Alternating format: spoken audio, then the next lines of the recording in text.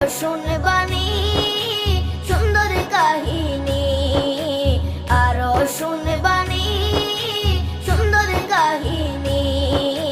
জান্নাতের ওই রুমে রুমে লেখা নবীর নাম, জান্নাতের ওই রুমে রুমে লেখা নবীর নাম। নবী রহমতে আলম নূরে মুজাসসম, রহমতে আলম নূরে মুজাসসম। সাহাবীরা আতর বানায় ওই নবীজির ঘাম, সাহাবীরা আতর বানায় ওই নবীজির ঘাম।